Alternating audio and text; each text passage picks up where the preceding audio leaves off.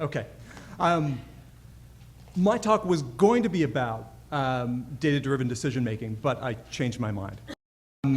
Because some of the data that we see right now is frankly not encouraging. Times are tough right now. That creates fear. Fear can lead to paralysis.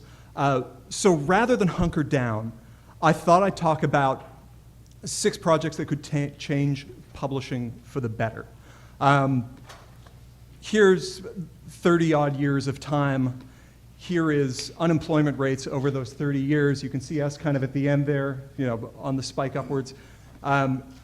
Here's every recession that's happened in that time. Those are in pink. And here's the hopeful part. Here's stuff that happens when times are tough. First mouse-based computer, Xerox PARC, the beginning of the '74 recession. At the end of that recession, Apple was founded. Next recession, Commodore 64 is out. Lotus 123 revolutionizes business computing. At the end of that one, Macintosh out. Next one, HTML, Linux. At the end of that, peak unemployment, O'Reilly brings out the first book about the internet.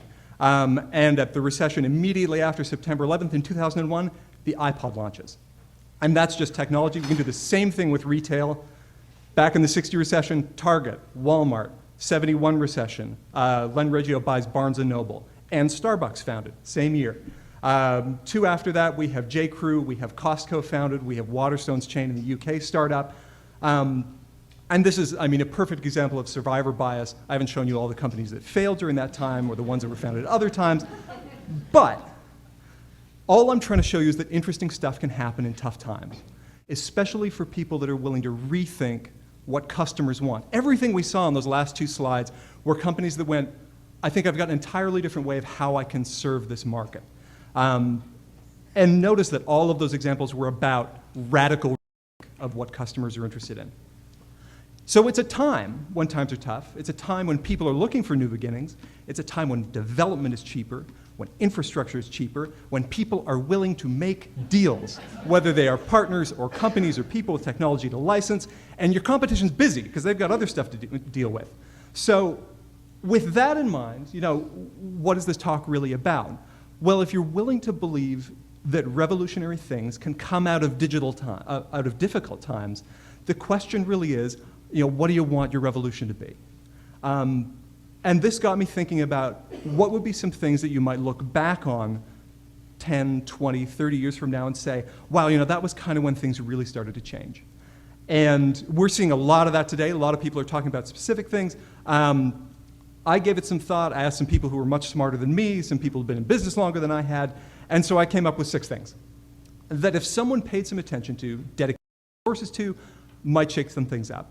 And some of them are big industry-wide changes that would require a shift in the culture of the book industry. Some are small, 2 people in a garage kind of problems. All of them are doable. And because there's nothing worse than having some speaker go on and on about things that you should be doing and how you should innovate, we're going to walk the talk because some of these are things that we're working on right now. Number 1. I'm really interested in bibliographic data in the cloud. Publishers have data everywhere. They've got tons of stuff. They've got covers, they've got Onyx scan, they've got Onyx files, they've got price and availability files, and that data has all kinds of great stuff in it. It's got author bios and book descriptions and up-to-date prices and jacket copy, and publishers are working like crazy to make it available, to keep it up to date, to make it standards compliant, and yet for all of that, it is still shockingly hard to get.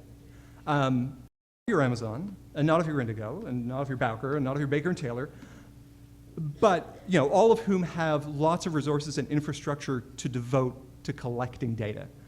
But then, it tends to stay difficult to get at, or it's expensive to get at, or there are strings attached. It should be easy. It should be easy to find information about books. It should be easy to use it. It should be easy to experiment with. It should be easy to play with. So whether you are a blogger, or you're in the media, or you are at the Toronto Public Library, or you're at Book City, or you're an aggregator of data, or you're a community site, or you're a publisher who doesn't want to cut and paste anymore, you should be able to get at this. You should be able to pull data from a web service, you should be able to get back a cover and a full bibliographic record and up-to-date pricing and availability. You should be able to push corrections back and associate other data with it. It should be dirt cheap. It should be free for bloggers and free for hobbyists and free for experimenters. And, depends if you want to push a terabyte of stuff at a time, that's got some bandwidth cost to it, but really it should be cheap. Let's make it easy to talk about books online.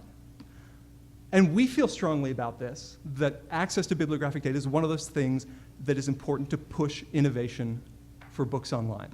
And so we're going to see if we can do something about it. We've launched a new project called biblioshare.org. We are collecting publisher Onyx covers, price and availability files starting now.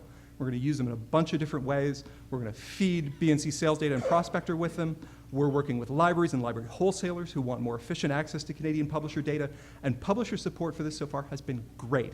The data is starting to pour in hundreds of thousands of records. It's going to take some time to get going, but we think this could be a tremendous resource for the industry. You can talk to us more about it at biblioshare.booknetcanada.ca. Go to biblioshare.org. I want to hear from you, not just do you want to take part, but what would you do with it if you could get it? That's number one. Number two, we would like to see an XML publishing workflow that doesn't suck. And by that I mean an XML workflow that won't kill editors, that won't kill production managers. We all know that there's been a lot of talk about the benefits of XML in the publishing creation chain. We know that it promotes usability, you can do segmenting, you can then convert into other formats, you can make it portable. And from the perfect XML workflow, we really want two things. We want markup that gives us content. Is it a recipe? Is it a recipe about brownies? Is it a hotel review? For some reason, hotel reviews in Venice seem to come up a lot in this. I think it's a wish fulfillment thing. At the same time, we want structure. Is it a chapter? Is it a subhead? Is it a call-out? Is it a... Because I want to sell a chapter to him so that he can put it on short covers so that we can sell some books by the chapter. So we need both of those kinds of markup. And so, when we look at kind of how publishers are broken up, the production side is all over structure, but they're not going to make calls about what the content is about. The author and the editor are all about content, but how do they share what they know?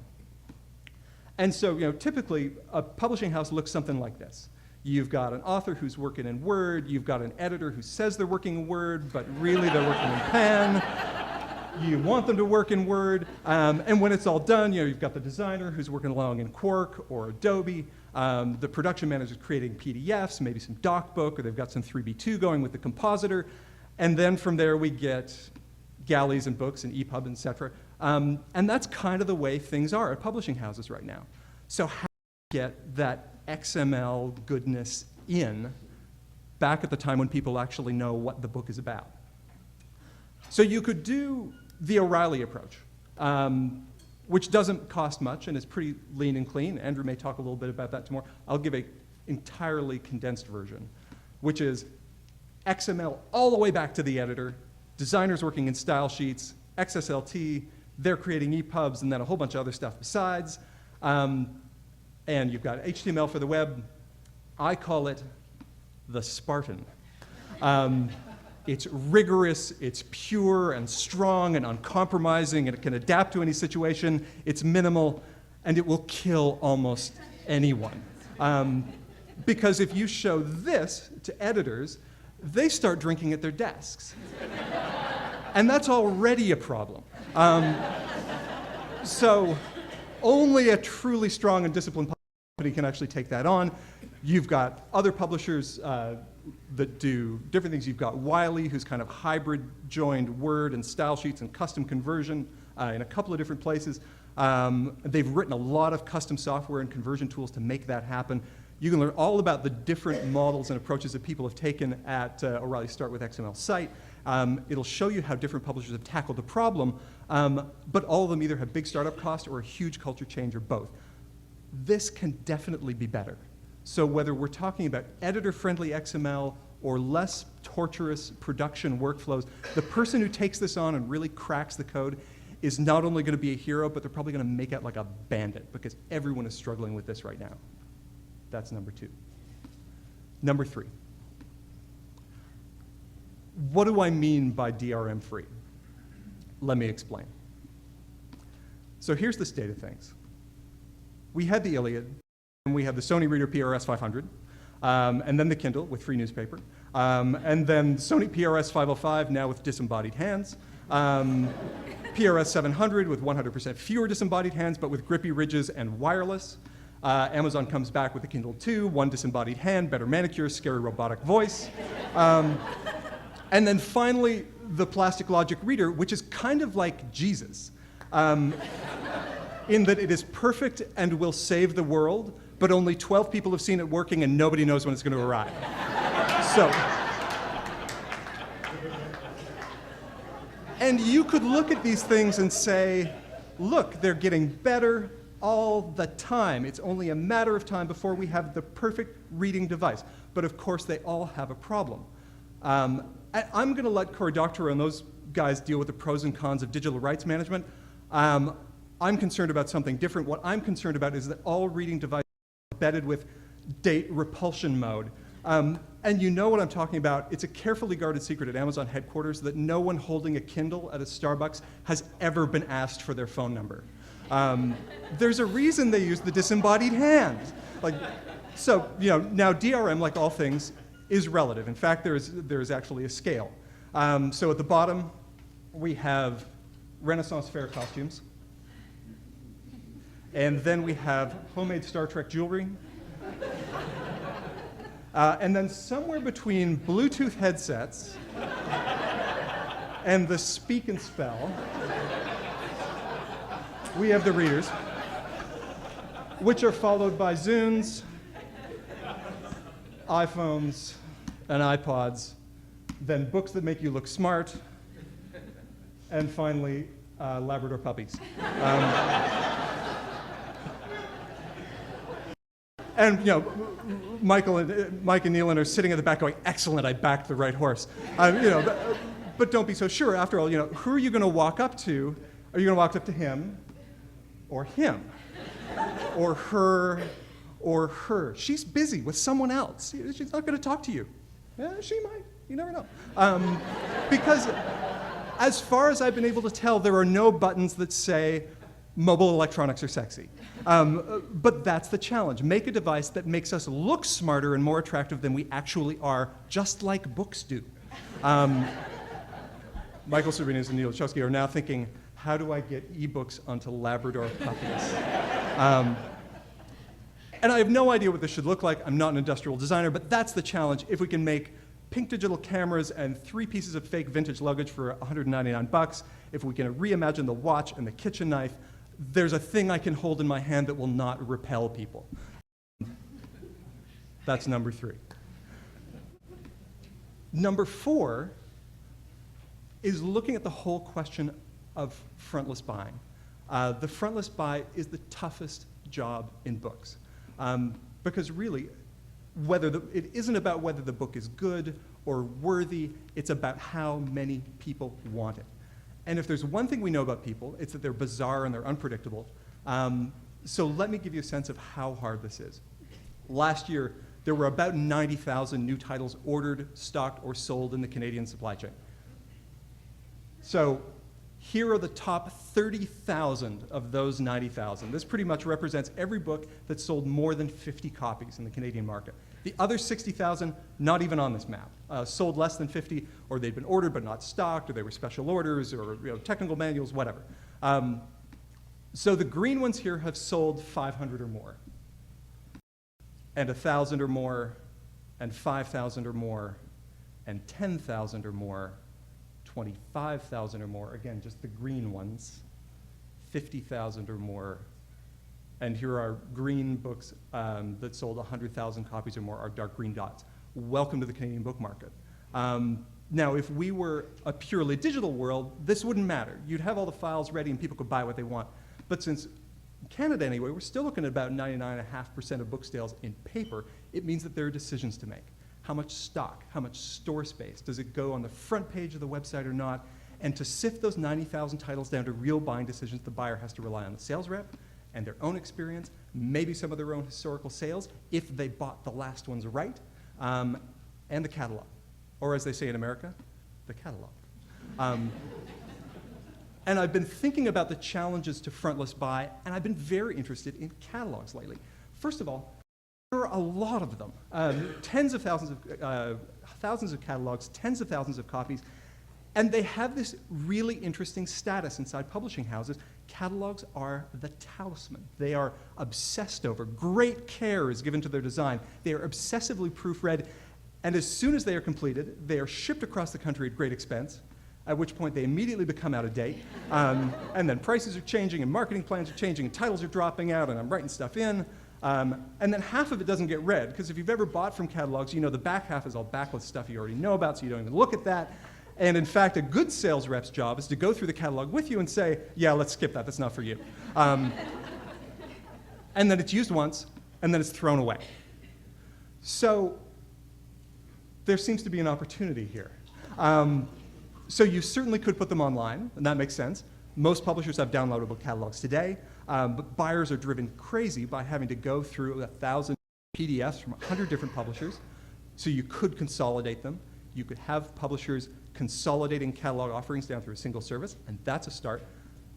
But we think the catalogs could do a lot more. And let's look at one to see what I'm talking about. Now, let me first say that the House of Anansi Press has no foreknowledge at all that I was going to showcase their catalog. So let me say it looks fabulous.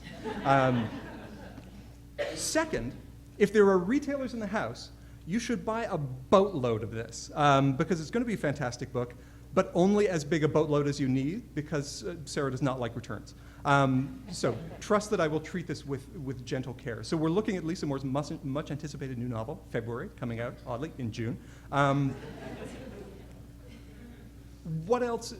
And so we've got a lot of good stuff that's in here. We've got a cover, we've got a description, we've got a bio, we've got some previous editions, we've got feminist praise, we've got marketing plans.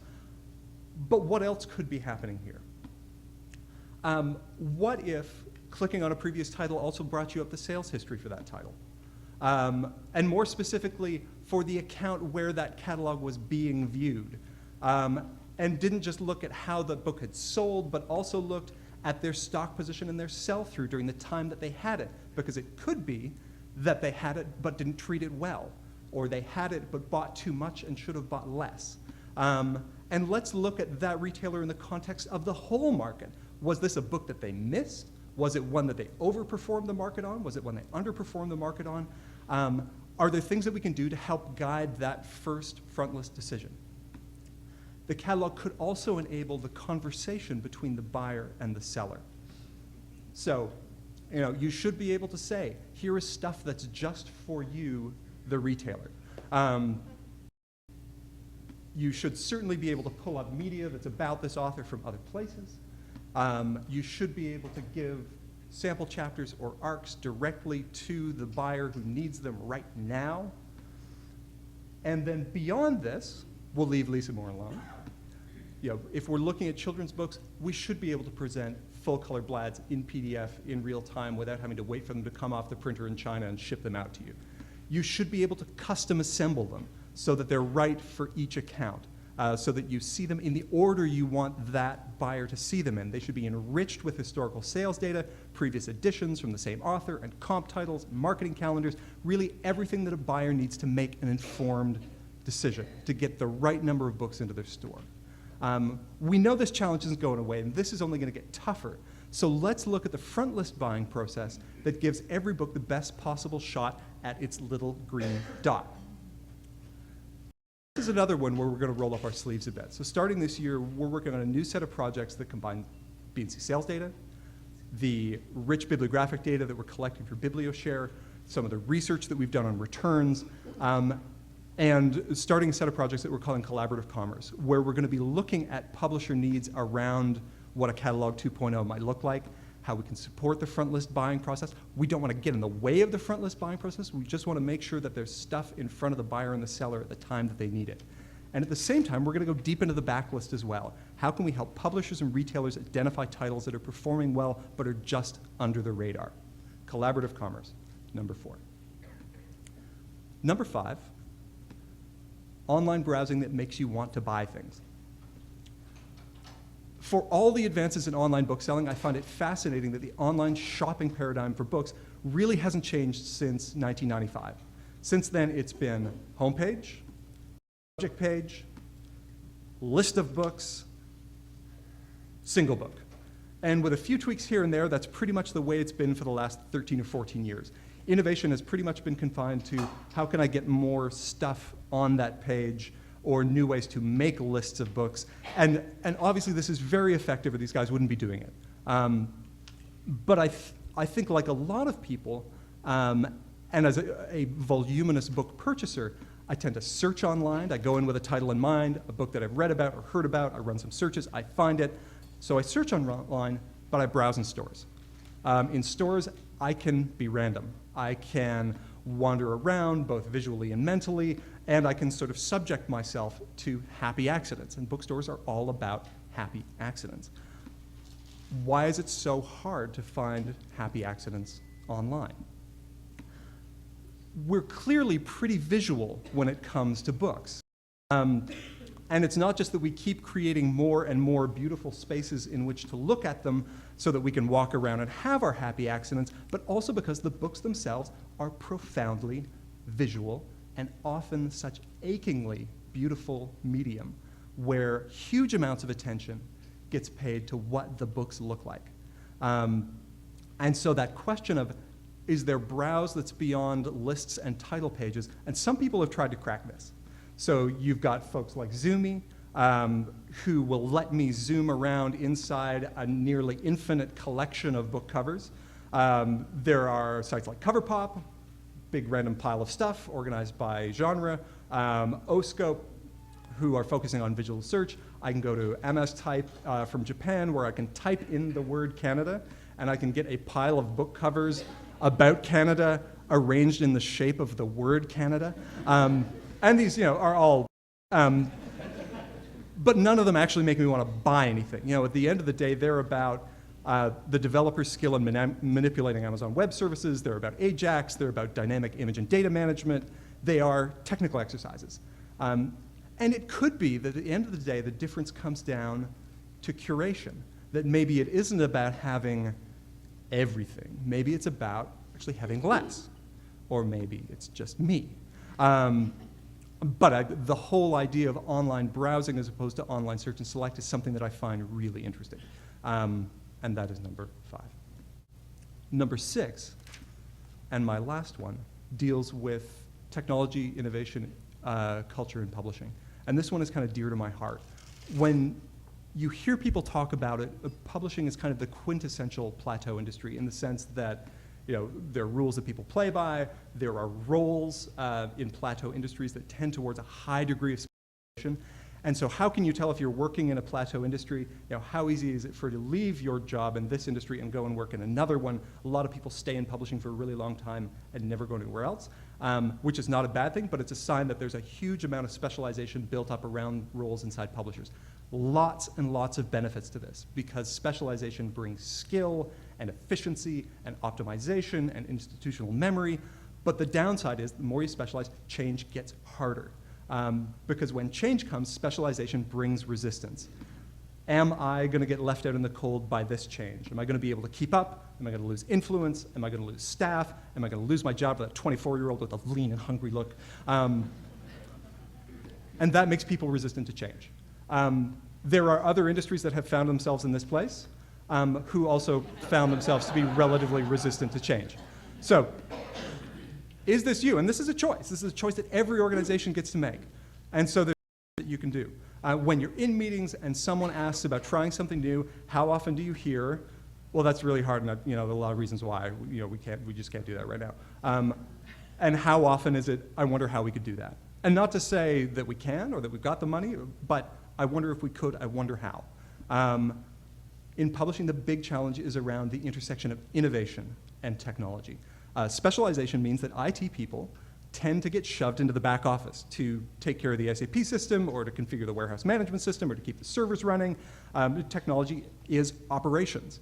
And yet with the explosion of the web, there's never been a greater need for publishers and retailers too to look at people who can think across technology and their love of books and their understanding of the reader and what she wants, online culture and how it can be leveraged to build new things. It's about getting past the first stage of being a tool user. We do Facebook and Twitter and blogs and so on, but how do we do something someone else is doing? How do we become a tool maker? And to do this, we need to change a couple of things. When traditional companies bring creative technologists in, they tend to kind of break them on the wheel a little bit. And a lot of you may have had this conversation. You know, we're really excited about your new idea. Great, all we need is full specifications, use cases, fully developed test plan, load testing model, and the cover sheet for your TPS report. I'm glad some people got that. Oh, and if it isn't successful, you're fired. So go crazy, happy to have you on board. And so to bring creative technology in, companies have to embrace a bit of startup culture inside their organizations. You know, when was the last time you saw this word on a publisher's website? Getting things out, trying things quickly is something that we could do more of. We could encourage specialization. We could also let generalists in. Let's kind of break down the barriers that we have around, well, you know, we need a publishing-focused, 20 years of experience person who's been doing this for a long time, and bring in somebody who can hack some PHP and configure a database, but also do other stuff, have an opinion about the books they're doing, and be willing and able to talk and converse with editors and marketers. And you know, at BookNet, we're kind of like that. We have retailers and publishers, sure, but we also have writers and librarians and cooks and composers and software developers who can do propane repair, and we've got a theater technician and a philosopher. And it's all about finding people who can kind of enrich the conversation. And at 1 a.m. in the morning, I had an email back from Shane Kennedy from Lone Pine, who, if you ever want to talk about diversity in hiring and hiring people from interesting backgrounds, he's the guy. Shane, wave your hand. Thank you. So you don't have to be a big publisher to do this. You can be a medium-sized, you can be a small publisher. It's about kind of breaking down some of those walls and bringing in people from different backgrounds who can enrich the environment. Place a lot of little bets in place. IT does not have to be big spend and big heavy lifting anymore. There's lots of infrastructure that you can leverage that costs almost nothing. And learn to roll with and live from little failures. You're going to place a lot of bets, you're going to lose some, and when you get a winner, commit resources to it and really make it go. And this, again, is something that we believe in. It's a part of how we do things, but we also want to help other people bring technology and innovation to their companies. One of the ways that we do that is this, but another is that this year we're the exclusive sponsor of Bootcamp TO. We're taking the money that we would have used for a booth at Book Expo, and we're underwriting all of the expenses for Bootcamp so that people can come together and figure out what you want your revolution to be. Thank you.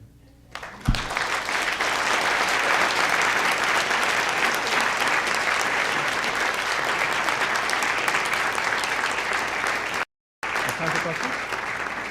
Okay, I have time for a couple of questions if anyone wants one. And if you were counting, that's 239 slides in just under 30 minutes. Thanks very much, everybody.